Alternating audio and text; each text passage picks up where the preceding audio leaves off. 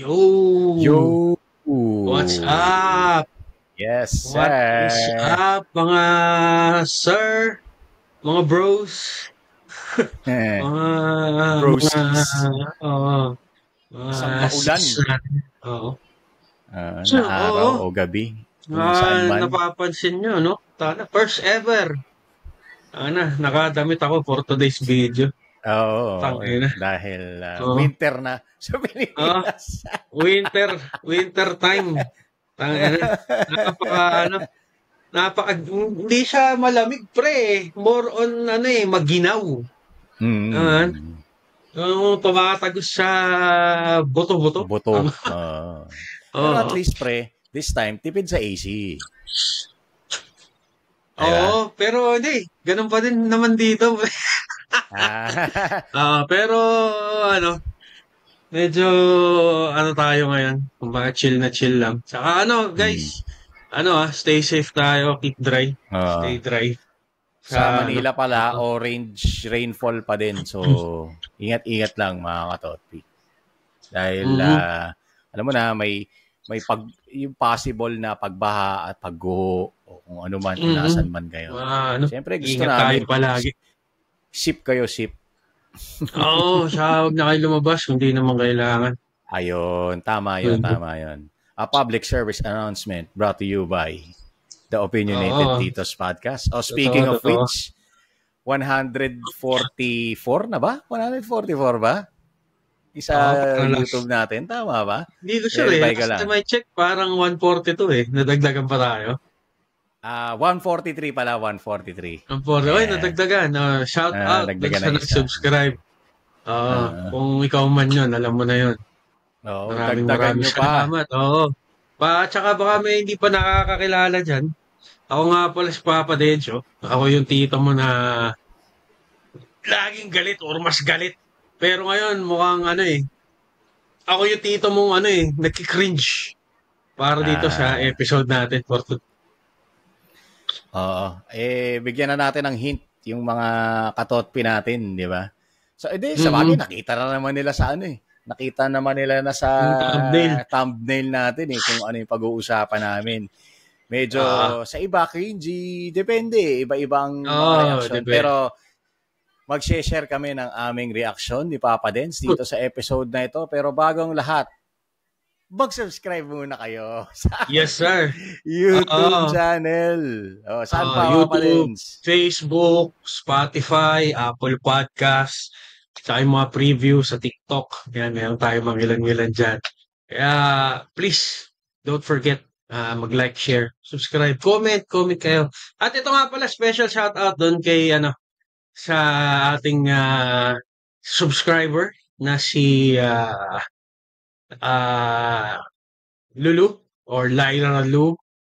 Siya yung nag-request nito. Pati si Alex. Shoutout sa inyo. So, without further ado, Boss Lots, intro na tayo para masimulan na natin to. No? Okay. Kala nila kanina, bago ang lahat, intro muna no? Sorry. Subscriber muna. Nayayain muna namin. Pero ito na. Totoo na to, Papa Dens. Totoo na to, In 5, 4, 3, 2, 1. Go. It complicates things more. Shots fired na naman ng mga tatamaan dyan. Depressed daw siya, Tapos pre, nagawa pang umiyak sa camera ang walang hiya. Masasabi ko dyan, pakyo kayong lahat. Let's get ready to rumble!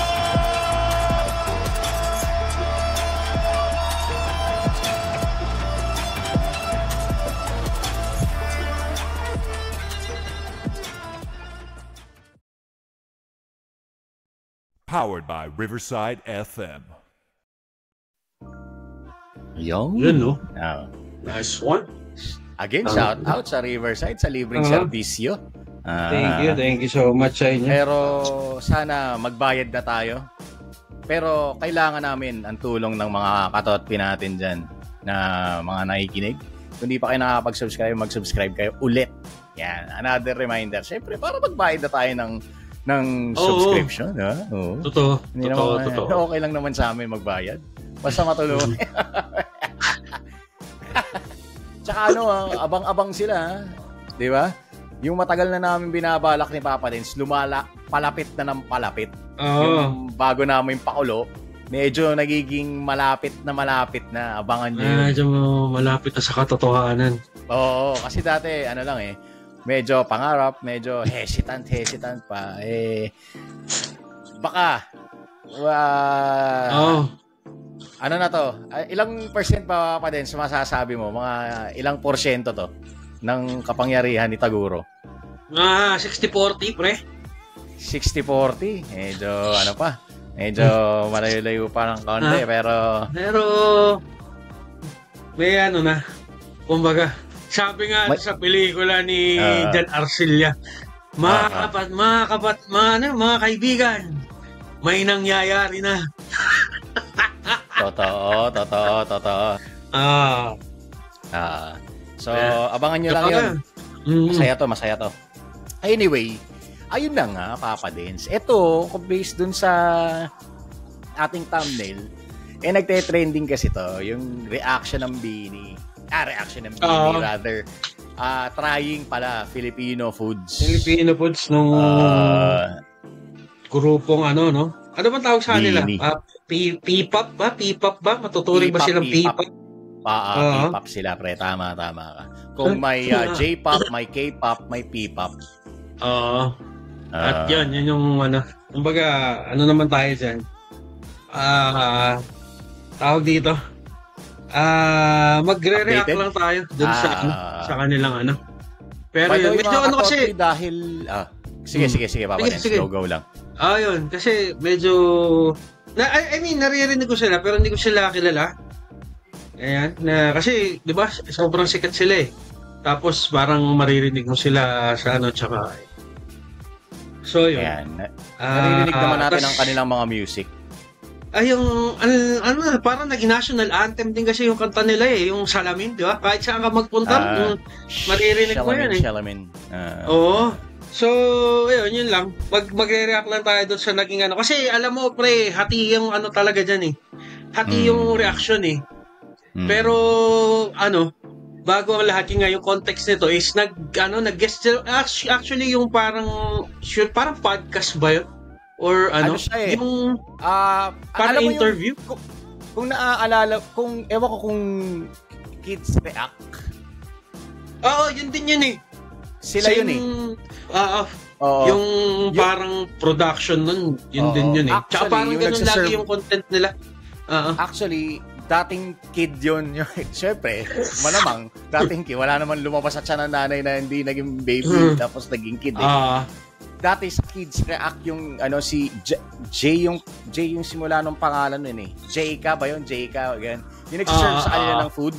Pinoy yun, pre. Pinay pala, rather. Pinay. Pero laking US na. Actually, nasa US sila noon, pre. Diba? Parang nag-US tour yung Bini nun eh, no? So, ayun na nga, ginesting sila doon sa React, yun, to Filipino foods. Actually, pre, yun nga, sabi nila, cringy daw, parang hindi daw Pinoy, parang ngayon lang nakakain ng Filipino food. So, bago ko kunin ang reaction, bago ko ilahad pala yung reaction ko, ano munang reaction mo?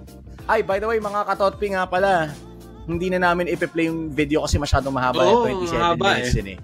So, alam nyo na yun, panoorin nyo na lang, Bini Tries Filipino Food, i-google nyo lang or something like that. Malalabas naman siya. Sa YouTube. And alamang sa malamang, pinanood nyo na yun.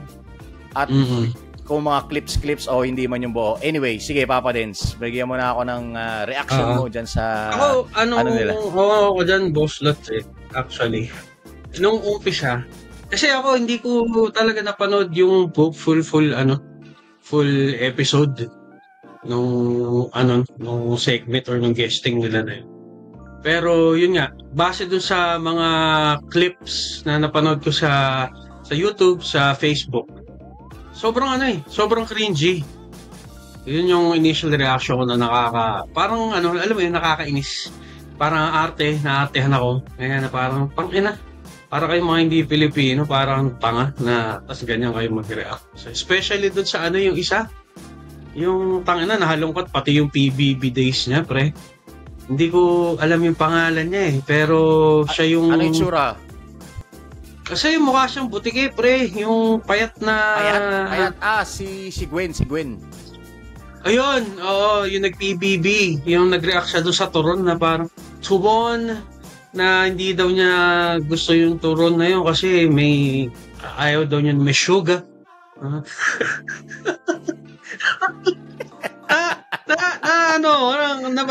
Wag mo piliting mag-accent, girl. I mean, you're okay as you are. Wag mo nang ipilit na kasi kumbaga, it's not cringy. Hindi kasi natural yung dating. Tapos, yun, nakakabisin na. Tangina, saan ka naman nakakita ng turon na walang asukal? Tangina ka, gago ka ba? Pinanganak ka bang tanga? Tangina. Pero, yan yung, nakabisit siya yung nag-try sila nung Betamax na parang, parang tangina. Parang siguro, yung Betamax, medyo naiintindihan ko pa. Kasi acquired taste yan Acquired taste. Whether you like it or not. Diba? Kung gusto mo siya. Pag ayaw mo siya talaga. Parang gano'n. Saka parang yung balot, yung fear doon sa live chick, diba? Oo, pati yan. Actually, pati yung balot. Pero, pero nung pinanood ko na, pre, yung buong guesting video nila. I mean, okay naman. Parang normal na, alam mo yun, normal na tao lang din sila na may mga gusto sila, may mga ayaw sila. It's just that yun nga, yung medyo lagi na highlight or lagi ko napapanood, yung part nun, yung kay Gwen. Kasi medyo talagang, pag yun lang yung napanood mo, hindi mo napanood lahat. Medyo mabubuisit ka talaga Yung ginawa nila, pre, yung clip na yon tapos pinakita yung PBB days niya na ang dami niyang kumain. Puta, sobrang timawa na doon, pre. Timawa yun. Yung wala siyang pakundangan. Kung may kakain pa ba, hindi basta siya kakain. Parang, kakain siya. Ang nakakatawa pa doon, pre. Puta nga, ang lakas siya kumain. Hindi siya tumaba. Hindi ko alam kung malapit yung metabolism niya o marami lang siyang bulati sa tiyan. Bata pa kasi kaya ganun. Ayun nga, surprisingly, actually, akala ko, all the way kang cringy, actually, akala ko magkakasalungat tayo. Pero, ganun din ang pre, yung initial reaction ko dun sa mga clips, sabi ko, sino ba mga PR na itong bini na to? Bakit ganito mag-react? Parang ang arte-arte, kala mo, hindi kumakain ng Filipino food. Yun yung mali sa atin, pre, which is, na-correct natin by watching the actual video. Diba, pre? So, same reaction tayo. So, having said that, pre, yun yung pinaka-lesson sa amin ni Papa Dens. Na parang don't judge by clips. Diba? May mga, katulad yan, may mga naninira sa ganitong hanggat hindi nyo napapanood yung buong video o the other side or the true side or the whole story, wag muna tayo mag-react. Kasi parang karamihan kasi ng mga nagre-react tungkol dun sa video nila, clip lang yung napanood, hindi yung full video. So, katulad namin, sinishare namin yung experience namin and it turns out na pareho kami ni Papa Dens. Initial reaction namin is, syempre, clip nga. Napuisit kami, na-annoy kami, na-cringe kami. Pero nung pinanood namin yung buong video, yung pala yung may context. Kasi nga, hindi naman tayo lahat mahilig sa Filipino food natin. Ako, personally, takot ako sa balot, sa kiti. Tawag na nanay ko dun sa kiti. Oo. Hindi ko, kasi kahit alam kong kinakain ko sa duck. Diba, pre? Kinakain ko siya. Sarap nga nung yung roasted duck, pre. Solid yun. Napakasarap. Mga peking, peking duck. Peking duck, no? Ang sarap. Kaso, pre, yung the thought na chick siya, tapos parang pasa, tapos yung feathers kakainin mo, tapos pati beak. Medyo tabu para sa akin. So, maarte na ba ako nun? Hindi naman, di ba, pre? Yung Betamax naman, pre, ako din, hindi ako masyadong fan kasi nga, acquired taste nga, sabi mo kanina. Bland yung taste niya. Wala siyang lasa technically. Actually, ano siya irony taste, if that makes sense. Kung alam nyo, if you know, you know. Dugo kasi yun. Exactly. So, kung hindi mo siya imamask nung masarap na sausawan, hindi mo siya ma-appreciate. And again, that is an acquired taste. Kahit ako, ayoko kasi may mga nagluluto kasi nun, pre. Medyo, feeling ko na trauma ako nung bata ako, nung inintroduce ako doon. Alam mo kung bakit? Malansa yung pagkakagawa. Kasi ang dugo, may tendency ding may malansang part dyan. Na pag hindi tama yung gawa. Sikreto dyan, pre, luya. Luya is the key. Yan. Luya is the key. So, siguro na-trauma ako. Na sausawan. Oo. Siguro na-trauma ako, kaya ayun na nangyari. Hindi ko na siya nagustuhan. Although, parang ginudge ko na siya ng So, ayun. No, so, ayun nga mga katotpi, yung reaction namin na itama namin in place kasi nga tama naman pala. Hindi naman pala lahat dapat pagustuhan mo. Diba? Hindi porket Filipino food dapat gusto mo. Paano kung bawal sa'yo? Ang sarap kaya, alam mo pre, naikwento ko nga last time, di ba? Parang allergic ako sa shellfish or sa crustacean rather.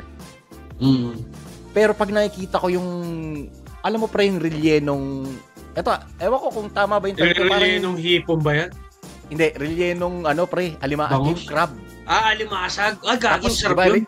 Tapos ilalagay yung sa shell, di ba? Yung sa shell, oo. Sarap mo. Syempre, di ba? Parang nakakatakam pero bawal sa akin. Maarte na ba agad ako nun? So, yung context, it's all about the context. It's all about yung yung full video, wag yung partial. Kasi yung mga partial na-edit, na-edit yun eh. Di ba? Na-edit. So, hindi totoong yun talaga yun. Anyway, sige, Papa Dens, may dadagdag ka pa ba doon tungkol doon? Yun. Parang ayun, hindi, same lang din sa'yo. Yung sa balot, di ako talaga mahilig doon. Pero gusto ko yung 1 day old. Alam mo yun? Yung nasa labas. Piniprito? Oo, yung piniprito na kinukulayan ng orange. Yung gusto ko yun. Pero yung balot, pasa ko dyan. Maliban na lang pag balot sa puti. Kasi pag balot sa puti, sobrang liit lang nung kitinon eh. Oo, halos puro pula. So yun. Pero yun nga, ang dito guys, ang parang magandang ang lesson na natutunan namin ni Boss Lots dito. Sana mapulot nyo din. Na parang before we judge, yun nga, panoorin mo muna or alamin mo yung buong storya. Wag yung kasi yung yung mga kumalat na or yung mga nag-trending na nag-post is yung puro, yung kaartehan ng Gwen, na ang arte, meron bang turon na kasi kahit ako, aminin ko talaga, nabwisit ako, saan ka nakakita ng turon na walang asukal? Totoo. Kung yun lang, siguro, kung yung clip lang na yun, di ba? Yun. Pero yun nga, naman siguro, tsaka, opinion nila yun panlasa nila yun lahat tayo may kanya-kanyang panlasa di ba? Meron nga doon, di ba? Hindi nila nagustuhan yung hopya, na yung hopyang baboy. Pero i-add ko na lang, Papa Den, sa ayoko din nun. Ako din, ayoko ng hopyang baboy. Pero kung nataong hopyang munggo yan, o kaya yung dice hopya ng Yan. Ano ba yung paborito kong dice hopya? Baker's Fair. Yun, putang ina. Baker's Fair. Sorry, Baker's yung dice hopya. Sa US pala yun. Diba? Kasi yung pag yung mainit-init pa, yung bagong luto. Ay, puta. Yun. Diba? Pero feeling ko yun na natikman nila, magugustuhan nila. Pero may nagsabi naman sa kanila na hopya yung gusto nila, di ba? Hopya. Yung munggo pala ang gusto nila na palaman. Kasi I share the same same taste bud pagdating sa hopyang baboy kasi yun nga, personally ako ayoko din talaga nun, yung hopyang baboy. Kasi mamantika na ewan parang alam mo kung anong nilagay lang pre. Kasi parang based on how my tongue dissected yung flavors nun. Parang siya bukod doon, ewan ko kung yung iba kasi may munggo, yung iba wala. Bukod doon pre, lalagyan nila ng ng pig fat. Baboy. Taba. Taba. Na baboy. Yun, may taba. Taba. Di ba yung ginigis ng tapos naging mantika yung taba ng baboy. Oo. Doon nila nilalagay. Tapos pre, yung chunk na nakakagat nila yun pre, hindi taba ng baboy yun. Kundol yun, kundol. Oo, kundol. Kundol. Parang crunchy. Para social pakinggan, winter melon. Ayan, winter melon. Para kung nagme-milk tea kayo, yun yung winter melon, kundol. So, parang yung texture niya is all over the place kasi nade-determine ko the kundol yun na, ayun nga, na winter melon yun. Na taba ng mantika ng baboy. Yung mantika. Yun yung unpleasant eh. Para sa atin, pero sa atin. Pero pre, halimbawa may mantika ng baboy tapos may mga chunks ng baboy. Pwede. Yun. Pwede siya eh. Kumbaga, weird siya kasi ng kombi. Para siyang siopaw in hopya form. Ayan, pwede, di ba? Imbis na tinapay na yung paster niya is yung flaky. Tapos may asado na may taba, Ayan, parang masarap diba? Yun, Di ba? Di ba? Yung baboy, pwede. So, ayun naman, ibig naming sabihin, di ba? Na may mga ayaw din kami ni Papa Dens, mga foods. Tsaka yung sinasabi nga na medyo inartihan, inaksenta ni Gwen nga yung pre. Siguro, she's trying to to conform nga to. Kasi mga Amerikano yung kausap niya, technically although yung host may Asian descent, parang Chinese siya. Oo. Yung nag-serve sa kanila, although may Filipino blood, kahit anong host, laking Amerika pa rin yun eh. Laking tate. Siyempre, ikaw, parang you're trying to impress someone na siyempre, na communicable ka in English, yun nga lang, medyo na-over niya. Which is, hindi natin kasalanan, pre. Hindi naman siya native speaker ng English, and at the same time, pre, she's trying her best. It just turns out or it just happened na medyo cringy yung part na yun. Huwag na nating, alam mo, Pilipino lang naman maarte sa ganun eh. Pucha, sila nga, tuwan-tuwa sila sa interview ni Pacquiao eh. Speaking of which, pre, draw ang laban. Ito. Saka, din, Boss Lots, yung madagdag ko lang din, regarding dun sa alam mo yun, yung ginawa ni Gwen, yung sabi mo yung parang nagko-conform siya dun sa how yung interviewer tsaka nagsaserve sa kanila kung paano magsalita. Alam mo, parang din yan eh. Ay nagigets ko kasi nandun siya nandun sila sa Amerika. Diba? Parang yun nga, sabi mo, she's trying her best para maging, alam mo yun, somewhat par dun sa Pero at ang isang ko din, diba? Pero isang ko dyan, pre, parang isang din yan ng Pinoy eh.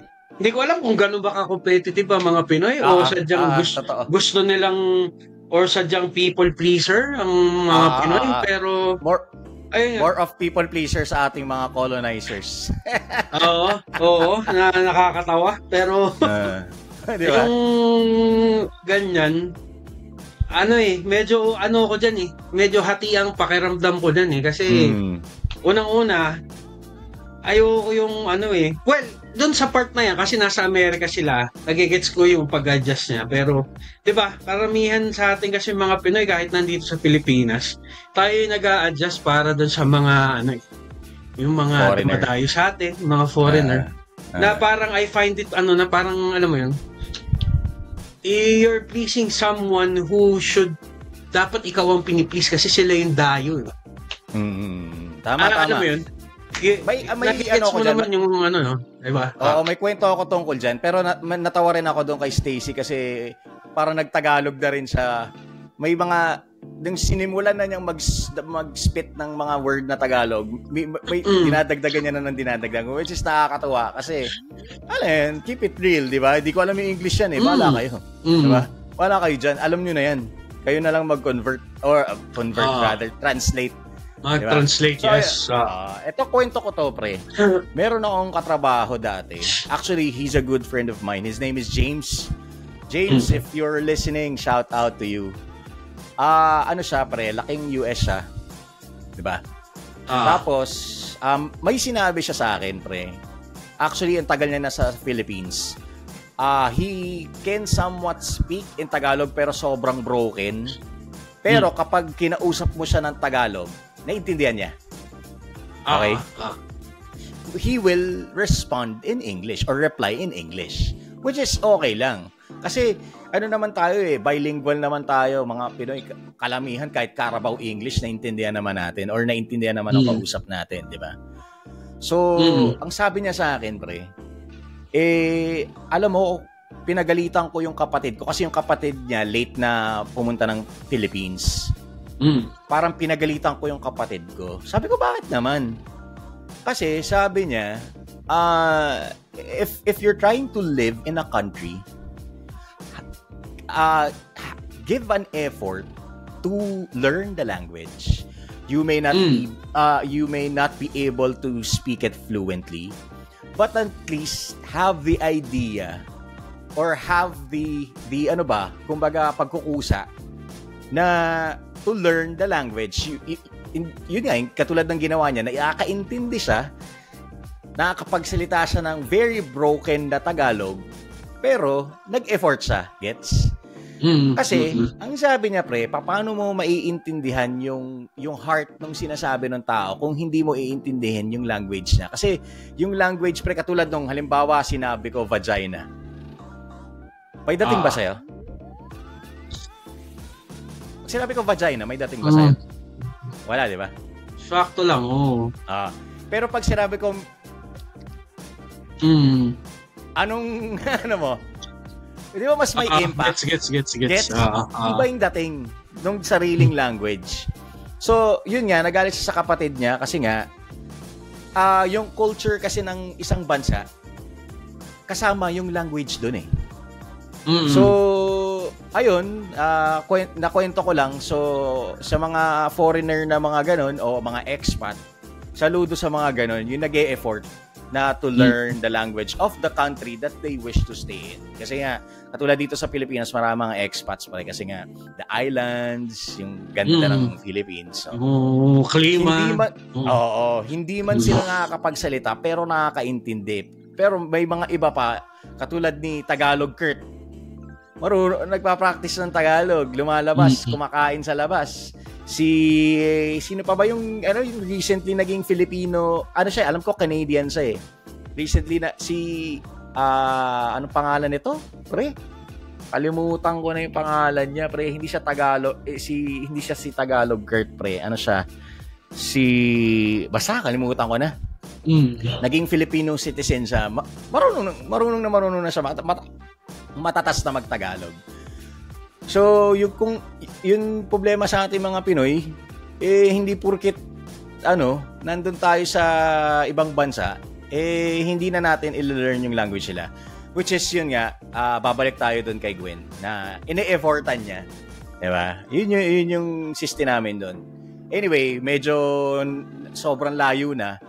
Pero yun nga, guys, mga katotpi, panoorin nyo po yung buong video, wag kayo mag-rely sa clips. Kasi pre, ang nangyari, puro clips, react, clips, react. Ayun, kaya sila nabash, pre. Diba? Learn from your thought piece. Binigyan namin ng second chance. Diba, Papa Dens? And it turns out na, ayun, nag-iba nga yung pananaw or point of view namin dun sa interview nila na yun. Okay naman, pag pinanood mo, siguro, ano lang, yun nga, yung iba kasing, alam mo na, kasi nung una, pre, actually, ang naging, nung mga clips lang yung napanood ko, sabi ko, tangin ng bini nito, hindi na ba kayo bumibenta? Bakit nagka-clout chase na kayo? Ganyan. Ayun din yung recent reaction ko na sino ba PR nito, hindi ba brief to na, huwag naman kayo mag-inarte, Pinoy din kayo, parang gano'n. Which turns out, yung mga nag-repost nung mga clips lang, sila pala yung nagka-clout chase. Sila pala ang gustong... by posting yung specific lang na segment kung saan medyo cringe. Well, I can, medyo cringy naman talaga. Totoo. Kahit nung pinanood ko na siya ng buo, yung part na yun, medyo cringy talaga. Pero the whole video itself, the whole reaction naman ni Gwen dun sa ibang okay naman. So, yun lang. Give them another chance sa mga nabwisit. Siguro maging lesson din sa, hindi lang sa mga ibang katotpi natin, maging lesson din sa amin. Yun nga, natutunan namin ni Papa din sa kailangan yung buong context, yung buong video or other side of the story, yung mga ganong klaseng bagay. Kasi minsan yun ang lacking tayo eh. Sa sobrang katulad nga niya, kaya nauso yung TikTok, yung natin, yung attention span natin, medyo maikli eh. Maikli. Alam mo yun? So, wag tayong mag-rely sa mga clips lang. Siguro kung gusto talaga nating maging curious o gusto talaga nating malaman, panoorin natin ang buo as much as possible before we judge. Yun yung lesson na natutunan namin dito ni Papa Dens. Wag muna tayo pero kung wala kayong natutunan, pero kung wala kayong natutunan, sana na-entertain kayo. Lagi namin sinasabi. Oo. pero magugulat sila, pre. Kasi alam mo naman, number 1 tayong laitero dyan. Pagdating sa mga medyo sablay. Pero eto na nga, surprisingly, dahil pinanood nga namin ang buo, naintindihan ngayon namin. Ayan. Yes, sir. So maraming salamat po sa na-entertain. Ayun nga, sabi nga ni Papa Dens, kung di kayo natuwa o di wala kayo natutunan dito sa amin, at least, na-entertain naman kayo. Na-entertain sana kayo. So, yun, bago tayo magtapos, Boss Lots, again, paulit-ulit, pero don't forget, please do like, share, subscribe, comment sa aming mga platforms. Available kami sa Facebook, sa YouTube, sa Spotify, Apple Podcast, and yung clips sa TikTok. Yan. Baka may mga cringy clips din kami. Tingnan nyo sa TikTok. Wala naman kami problema ron. Kaya, again, please don't forget. I-click nyo. Libre lang yan. Libre lang yung pag-subscribe. Walang bayad yan. So, hanggang sa muli, ako nga pala si Papa Densyo. Yung tito pong mas galit pa doon sa mga nabwisit kay Beanie Gwen. Ayan. Tao naman yung Boss Lots, ang tito nyong medyo galit lang. And again, magpipitinin muna namin kayo, magpapaalam muna kami hanggang sa susunod na episode. Maraming salamat. Bye-bye.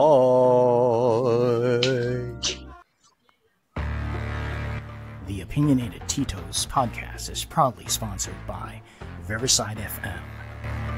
Follow us on our official Facebook page, The Opinionated Tito's Podcast. And don't forget to subscribe to our YouTube channel and Spotify.